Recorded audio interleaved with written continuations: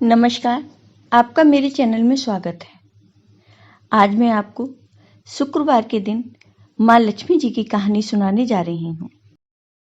अगर आपको ये कहानी पसंद आए तो कमेंट बॉक्स में लक्ष्मी माता की जय अवश्य लिखिए।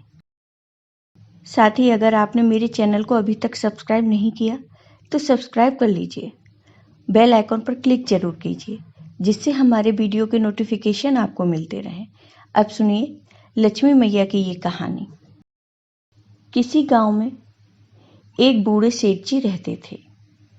सेठ जी के पास पुरखों का खूब सारा धन था और उनका व्यापार भी अच्छा चल रहा था। सेठ जी के भरा पूरा परिवार था। उनके 4 बेटे 4 बहुएं भी थीं। नाती पोते सब थे। सेठ जी का जीवन बहुत ही सुखमय बीत रहा था। सेठ जी नियम पूर्वक माता लक्ष्मी का व्रत और पूजन करते थे। नियम से मां लक्ष्मी के मंदिर में जाते थे तथा गरीबों की सहायता करते थे और दान पुण्य भी करते थे। पूरे गांव में सेठ जी की अमीरी के चर्चे होते रहते थे, लेकिन सेठ जी स्वभाव के बड़े ही नेकदिल और नम्र व्यक्ति थे। धन धान से संपन्न खुशहाल परिवार को देखकर जब लोग सेठ जी की प्रशंसा करते तो सेठ जी कहते, भाई मेरा कुछ नहीं, सब मां लक्ष्मी की कृपा है। सेठ जी मां लक्ष्मी के भक्त थे। वह मां लक्ष्मी की पूजा पाठ किया करते थे। देवयोग से एक रात सेठ जी ने एक सपना देखा। सपने में सेठ जी ने देखा कि स्वर्ण आभूषणों से सुसज्जित एक देवी से दिखने वाली सुंदर लड़की उनके मुख्य द्वार से बाहर जा रही थी। सेठ जी को अचरज हुआ, अतः उन्होंने पूछा, हे देवी, आप कौन हैं? यहाँ कब आई और अब कहाँ और क्यों जा रही हैं? सेठ जी के इस प्रकार पूछने पर उस युवती ने पीछे पलटकर देखा और वह बोली, हे सेठ, मैं धन्य धान और वैभव की देवी लक्ष्मी हूँ। मैं सदियों से तुम्हारे यहाँ निवास कर रही हूँ, किंतु अब तुम्हारे यहाँ मेरा समय समाप्त हो चुका है। अब मैं यह घर छोड़कर जा रही हूँ। लक्ष्मी जी बोली, हे सेठ, तूने हमेशा मेरा सदुपयोग किया है, गरीबों की सहायता की, जनहित में कुएं, तालाब, गौशाला, संतों की सेवा, ज्ञान मंदिरों का निर्माण आदि अनेकों धार्मिक कार्य तूने मेरी कृपा से किए। तुम्हारे इस महान और चिरकाल तक पुण्य देने वाले कार्यों से प्रसन्न होकर मैं तुझे वरदान देना चाहती हूँ। अपनी आवश्यकता अनुसार तुम्हें जो चाहिए वो तुम मुझसे मांग लो। अब तक तो दूसरे लोग सेठ जी की तारीफ करते थे, लेकिन अब जब मां लक्ष्मी सेठ जी की प्रशंसा किए जा रही थी तो सेठ जी का हृदय आनंद से झूम उठा। आंखों से आंसू बहने लगे। अब सेठ जी को लग रहा था कि उन्होंने वाकई लक्ष्मी का सदुपयोग किया है।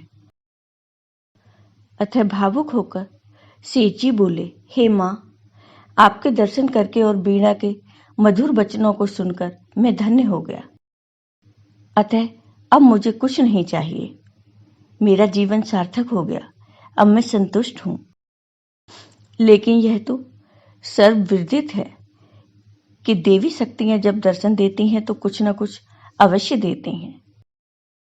अतः लक्ष्मी जी बोली, हे निष्काम सेठ, अपने लिए न सही, अपने परिजनों के लिए ही कुछ मांग लो। तब सेठ ने कहा, ठीक है, मेरी 4 बहुएं हैं, कल उनसे पूछकर बताता हूं। अतः कल तक के लिए आप रुक जाइए।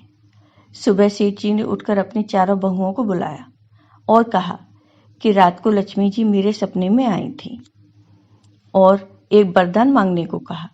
मैंने कुछ भी मांगने से मना कर दिया तो उन्होंने परिजनों के लिए मांगने का आग्रह किया।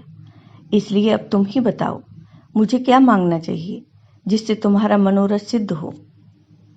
पहले सबसे बड़ी बहू बोली, पिताजी, लक्ष्मी जी तो अब जा रही हैं, पता नहीं हमारे भावी दिन कैसे होंगे, अतः आप उनसे अन्न के भंडार भर जाने को कहिए ताकि हम कभी भूखे नहीं मरे। फिर दूसरी बोली, दीदी, अन्न के भंडार कब तक रहेंगे? अन्न तो सड़कर खराब हो जाएगा, मैं तो कहती हूँ सोने चांदी से तिजोरियां भरवा लेनी चाहिए, जिसे बेचकर अन्न और रुपए पैसे सब खरीदे जा सकें। इतने में तीसरी बहू बोली, दीदी, इतने सोने चांदी की रक्षा कौन करेगा? इससे तो अच्छा है रुपए पैसे मांगे जाएं, ताकि बैंक में जमा करवा के निश्चित हो जाएं। आजकल तो सब कुछ रुपए पैसे से खरीदा जा सकता है। सबकी बात सुनकर सबसे छोटी बहू बोली, पिताजी, अगर लक्ष्मी जी जाएंगी तो उनसे कितना ही धन मांग लें, वे भी नहीं टिकने वाला, और धन दौलत वैसे भी हमेशा रहने वाला नहीं है। यदि हम अपने बच्चों के लिए ढेरों धन छोड़ेंगे तो वह अहंकार और आलस्य में कोई काम नहीं करेंगे, धन का दुरुपयोग करेंगे। सो अलग।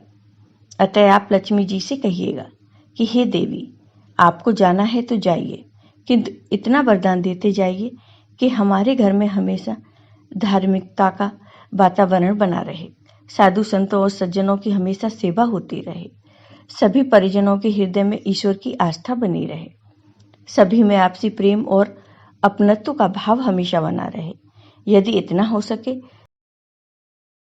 तो संपत्ति के बिना विपत्ति के दिन भी आसानी से कट जाएंगे। सेठ जी को छोटी बहू की बात पसंद आई। उन्होंने ऐसा ही कहने को बोला। उस रात फिर से लक्ष्मी जी सेठ के सपने में आईं और बोली, पूछ लिया सेठ अपनी बहुओं से? तब सेठ ने कहा, हाँ माता, आपको जाना है तो खुशी से जाइए, लेकिन इतना वरदान देते जाइए कि मेरे घर में हमेशा धार्मिकता का वातावरण बना रहे, मेरे परिजन हमेशा साधु संतों और सज्जनों की सेवा करते रहें, सभी में आपसी प्रेम बना रहे। यदि इतना हो सके तो संपत्ति के बिना भी विपत्ति के दिन आसानी से कट जाएंगे। यह सुनकर लक्ष्मी जी विस्मित होकर बोली, यह क्या मांग लिया सेठ? जिस घर में साधु संतों और सज्जनों की सेवा होती है, धार्मिकता का वातावरण बना रहता है और परिजनों में परस्पर प्रेम होता है, वहां तो स्वयं श्री हरि का निवास होता है, और जहां श्री हरि का निवास होता है उसे तो मैं चाहकर भी नहीं छोड़ सकती, क्योंकि मैं तो उनके चरणों की सेविका हूं। यह वर मांगकर तुमने मुझे उसी घर में रहने को विवश कर दिया है। जिसने भी तुम्हें यह युक्ति सुझाई वह निश्चित ही चतुर, धार्मिक और बुद्धिमान है। यह वर देकर लक्ष्मी जी उसी घर में रहने लगी। जय हो लक्ष्मी माता की। तो हे लक्ष्मी माँ, आप अपने सभी भक्तों पर अपनी कृपा सदा बनाए रखना। अगर आपको ये वीडियो पसंद आया हो तो कमेंट बॉक्स में कमेंट करके जरूर बताइए। साथ ही मेरे वीडियो को ज़्यादा से ज़्यादा शेयर करिए। धन्यवाद।